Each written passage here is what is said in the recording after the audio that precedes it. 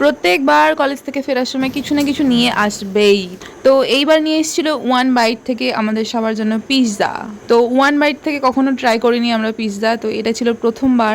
আর নিয়ে আসতে অনেক ঠান্ডা হয়ে গেছিলো, সেজন্য আমি একটু আবার গরম করতে যাওয়ার জন্য প্রস্তুতি নিচ্ছিলাম। পিৎজা অনেক অনেক ভালো লাগে সেটা বলবো না, কিন্তু ভালো লাগে। কিন্তু আমার বোনের পিৎজা খুবই পছন্দ, মানে ও খুব পছন্দ করে পিৎজা।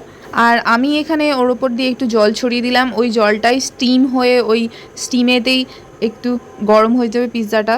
আর তারপরে আমি একটু অপেক্ষা করতে করতে একটা খুন্তি নিয়ে চেক করে দেখলাম হয়েছে কি হয়নি। তো নিচেটা দেখে বুঝতে পারলাম হয়ে গেছে, আর করলে হবে না। তো তারপরে নিয়ে বসে গেলাম সব কিছু। এখানে অনেক কিছু দিয়েছিল, দুটো কেচাপ, তারপরে দুটো চিলি ফ্লেক্স, দুটো অরিগ্যানো। পিৎজা মানেই এগুলো থাকতেই হবে, এগুলো ছাড়া পিৎজা একদম একদম ভালো লাগবে না পিৎজা। তো এগুলো হচ্ছে ম্যান্ডেটরি। প্রথমেই অরিগ্যানোটা দিয়ে দিলাম, তারপরে চিলি ফ্লেক্সটা তো এক জায়গায় পড়ে গেল। চিলি ফ্লেক্সগুলো কিন্তু ঝাল হয় না, কিন্তু সুন্দর খেতে লাগে, ওগুলো ছাড়া ভালো লাগে না একদম। আর আমার তো স্পেশালি অরিগ্যানোর সেন্টটা এত সুন্দর লাগে না, দারুণ লাগে, খাওয়ার থেকে বেশি সেন্টটা সুন্দর লাগে বেশি।